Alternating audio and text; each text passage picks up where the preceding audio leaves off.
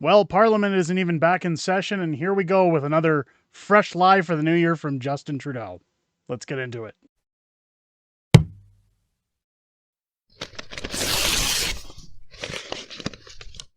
Oh, yeah! What's going on, ladies and gentlemen? Welcome back to The Fringe. I hope you guys are well rested after the new year.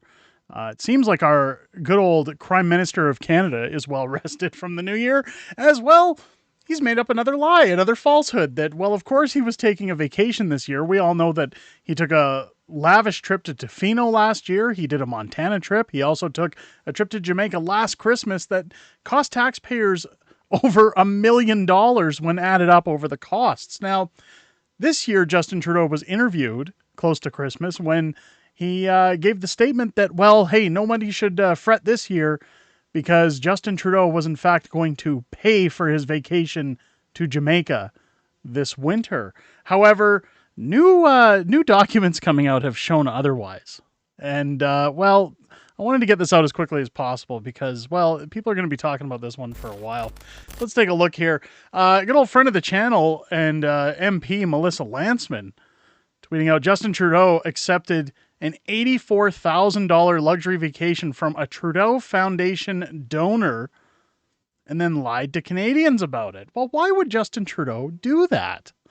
Well, this is where, when you look at our corrupt country, when you look at everything that's going on, when you look at people, you know, fed up with his ability to lead the country and his polling numbers in low spots, of course he's going to try and sell you more BS that, of course, he's going to pay for his vacation. Now, the pleb had tweeted out back in December that the cost to run Justin's Trudeau jet, to run his jet, versus his salary meant that he was paying roughly 80% of his salary over the last year in order to go to Jamaica, which of course was not going to happen. And he, for one, said he couldn't wait to see the details emerged, and yet here they are. So let's head into this article from the National Post. The PM stayed in a private compound at a luxury beach resort in Jamaica that rents for over $9,300 per night, and they provided it to him at no cost. That's something called a conflict of interest. If it's a Trudeau Foundation donor, well, that's, I mean, call me crazy here. Call me for speculation. That seems out of context. Over the holidays, Prime Minister stayed in a private compound at a luxury oceanfront resort in Jamaica that rents over $9,300 per night that was provided to him and his family at no cost by longtime friends. This seems to be the ongoing statement from the Trudeaus that this was last year's story, if you remember, when Justin Trudeau said, oh, we've known these people for a long time. They're family friends. It's okay, everyone. Nobody should fret. Nobody should worry.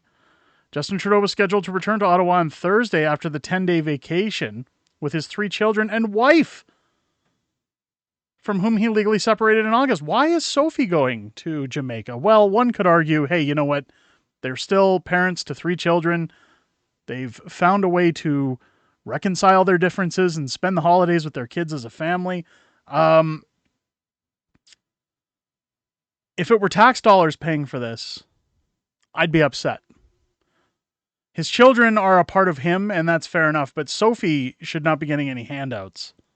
Curious what her new surgeon boyfriend thinks about her spending the Christmas holidays with Justin Trudeau. I mean, she obviously knows he knows by the way that Justin Trudeau sits that he has nothing to worry about in terms of trying to maybe pull Sophie back. But it's crazy.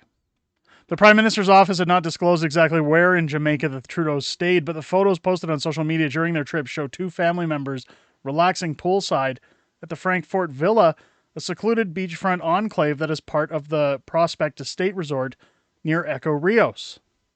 The resort is owned by the family of Peter Green, a businessman with ties to the Trudeau's family, dating back to the 1970s through his late father, Pierre Elliott Trudeau. Frankfort is one of 5 villas at the resort that can be rented out during what the resort calls, quote, the festive period over Christmas holidays. The Frankfort is available for US $7,000 per night. That rate would be about $84,000 Canadian for the 9 nights that Trudeau spent in Jamaica. Now, don't even take into accountability any expenditures, security, flight costs. Those did come out of taxpayers' pockets because that's a natural part of Justin Trudeau's, I guess, what is billed to the country, what is billed to the taxpayers.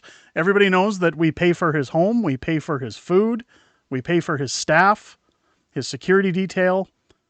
We pay for his jet to fly around the world and emit all that carbon that he tells us that we're terrible for polluting ourselves, even though he is the carbon king of Canada. Before this year's trip, the PMO originally told the Canadian press, again in that interview, that he would be paying for his family's stay in Jamaica, which again is an outright lie. And of course, he isn't going to disclose that, oh, we're staying with this family friend. And why not? Because, well, it would cause another controversy. It always amazes me that Justin Trudeau does these things and then and he knows this is going to come out. Like, they know it's going to leak.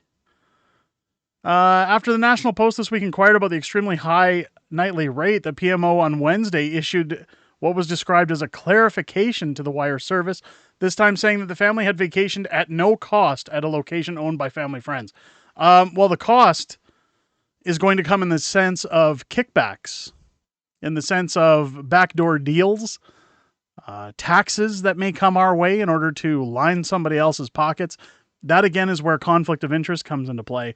If somebody is donating to your foundation, usually you don't take gifts or what we call, bribes in order to excel your career. Yet here we are. The trip was cleared in advance by new federal ethics commissioner. Of course it was. The PMO said that the commissioner was told from the start that the Trudeau's accommodations were provided for free to the family. The PMO says, as per standard practice, the Office of Conflict of Interest and Ethics Commissioner was consulted on these details prior to travel to ensure that rules were followed, said PMO spokeswoman Mohammed Hussein in a text message to the National Post. Again, I know I keep strafing from the article here, but I'm trying to make sure all points I want to discuss are reached in this video. This is just a loophole. So what they've done is, for anybody who's unaware of how corporations work or how people do write-offs when it comes to businesses, there's always certain things that can happen in order to skate around fees or to skate around taxes or to skate around your obligations when it comes to a trip. As a child, my father, who ran a home-based business, would conduct business during the summer, and he'd take us across Canada as a road trip. And, of course, we'd get to tag along. My mom would go shopping. We'd sit in the hotels and go on water slides while my father was out doing work. But because he was doing the work and took us along, now he had to pay for our portion of the trips, but his hotel and his fuel was covered by himself. Well, it was a write-off for his business because he's conducting business while he's out. As a business owner myself, those things do happen and do occur. For example, people often see the arcades in my background and stuff and say, wow, you must spend a fortune on those things. And I always say, well, yeah, but I can call that set pieces and set design to get write-offs if I so chose. However, these were purchased outside of business funds, but there are loopholes like that to get you around the tax breaks or the loopholes of tax and what's owed to the government. What the government's office is doing here is akin to that, where it's, look, they said it was no conflict of interest because they're friends, it's free, there's no money being exchanged, but of course we all know the truth, that no money has to be exchanged because it's going to come in other means. And, the commissioner, the ethics commissioner is corrupt just as like Trudeau. Prospect Estate describes Frankfurt, the most secluded of the villas, as a fortified residence dating back to the 17th century, and says that it's perhaps the most desirable North Coast villa in Jamaica.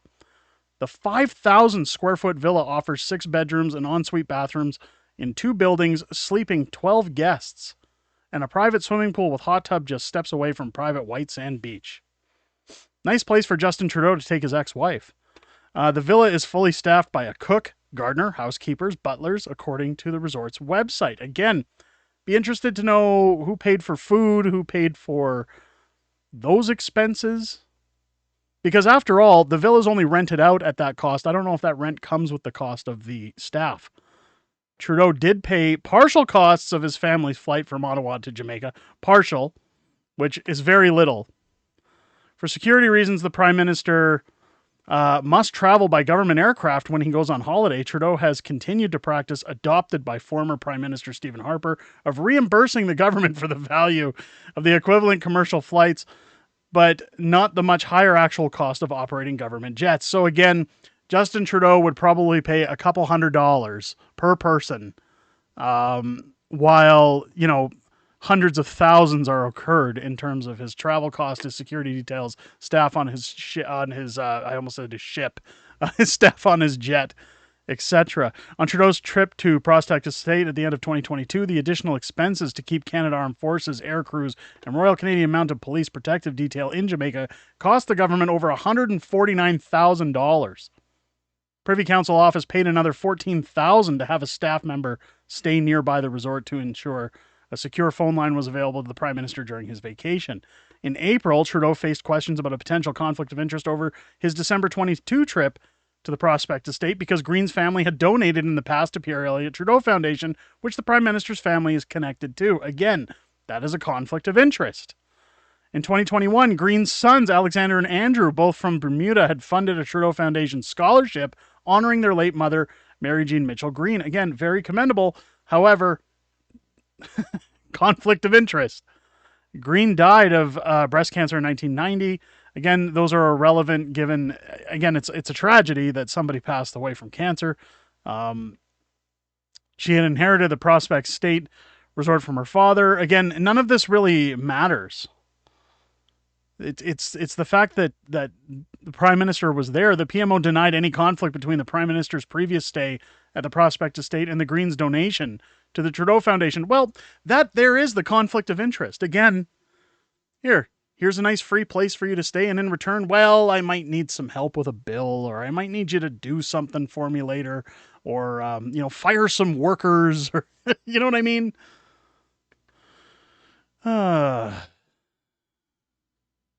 They were noting that Justin Trudeau had not been personally involved with the foundation since becoming Liberal Party leader in 2013. Well, again,